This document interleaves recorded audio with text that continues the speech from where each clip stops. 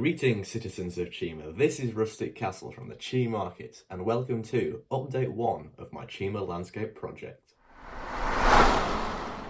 For this very first update, I'm going to be going through all the minifigures I plan to include on my landscape.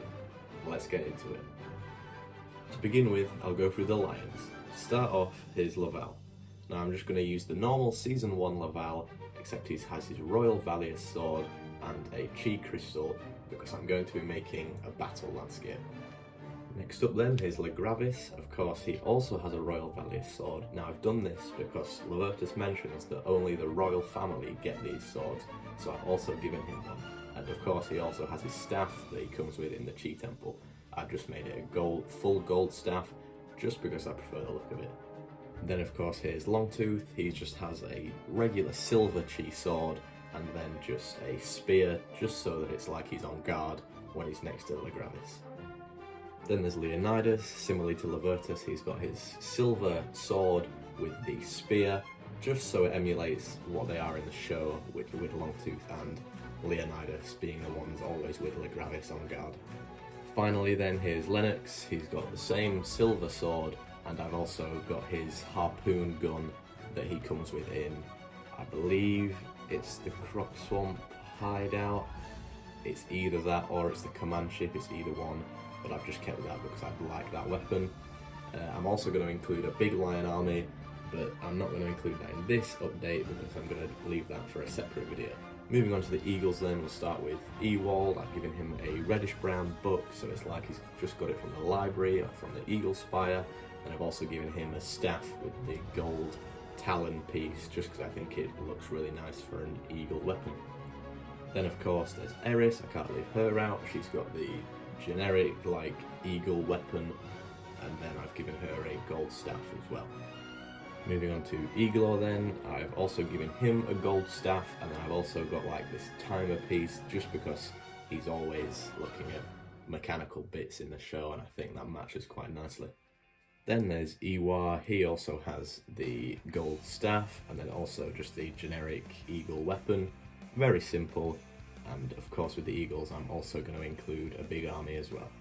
And then here, as you can see, there is Aquila. He has the eagle weapon as well, and then I've also given him a microphone with a megaphone speaker attached behind him, so that he's going to be the eagle eye in the sky on my landscape, and he's going to be like not really commentating the war. I'm going to have different scenes in the landscape, so I might have like a little speedo thing going on, and I'm going to put him flying above it, just so that it's like a little reference to the show.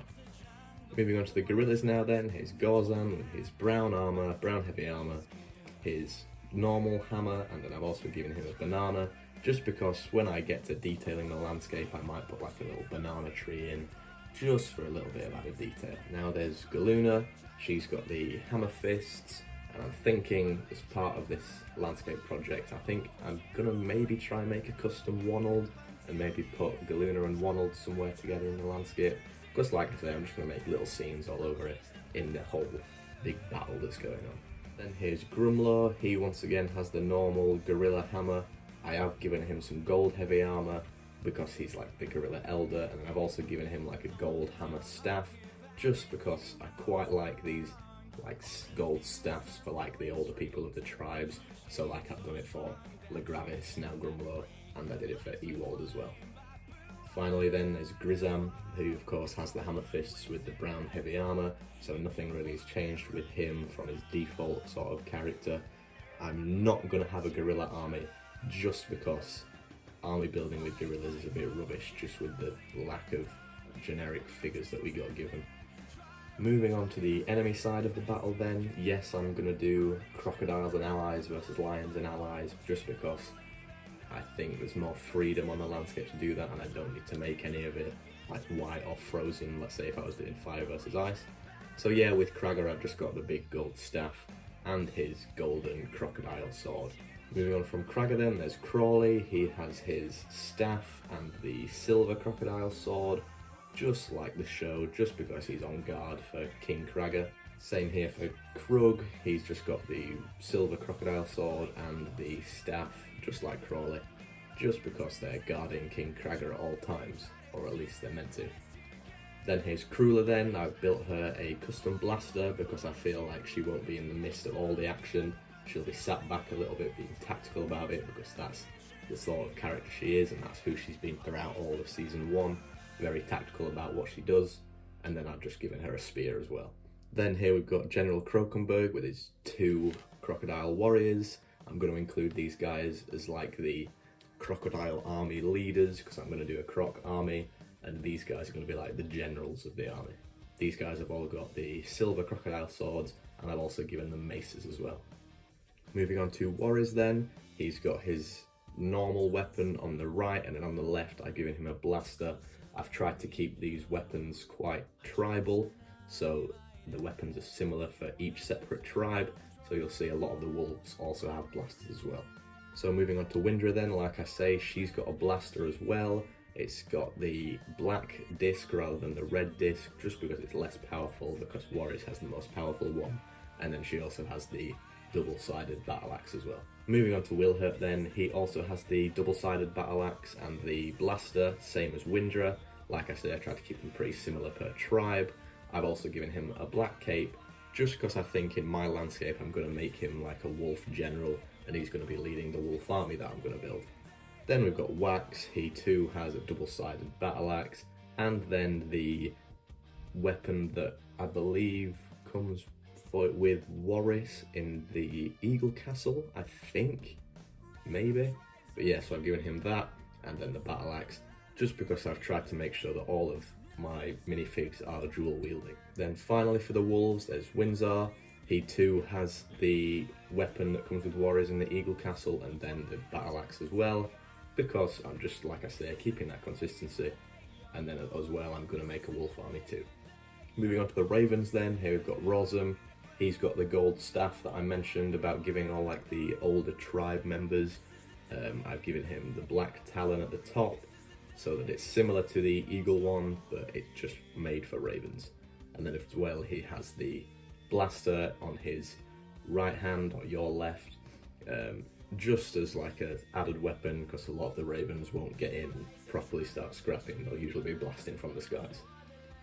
Next here we've got Razor. He has the golden weapon on the right there, and I've also built like a massive blaster because it's a custom that I've made, but I tried to make it as similar to like Chima blasters as possible. And a noticeable feature of Chima blasters is that they're always huge, and I think I've done a pretty good job of it. Let me know what you think. I'm always open to you guys to letting me know what weapons all these guys should have. So if you've got any suggestions, please do let me know. I'm just trying to make sure that everyone's dual wielding. Then we've got Rizzo. He's got the chainsaw and then the blaster that I think he has in the Chi Raider set, maybe. It's definitely an official Raven blaster, but I can't remember which set it comes in. But yeah, so that's Rizzo. He's going to be probably sitting at the back of the battlefield like most Ravens will be. Finishing off the Ravens then, we've got Rascal. He's dual wielding 2 of the same Chi blasters. They're just blasters pretty much. I'm not giving him a close quarters melee weapon because, like I say, I'm going to make a lot of these Ravens flying in the sky, and obviously if they're flying in the sky, then blasters are going to be a lot more effective in battle. And I'm also going to have a Raven army as well that probably Rizzo will lead. I think that's what I'm going to do anyway. Okay, finally moving on to the sort of non-battlers in my landscape. I've got Skinnet.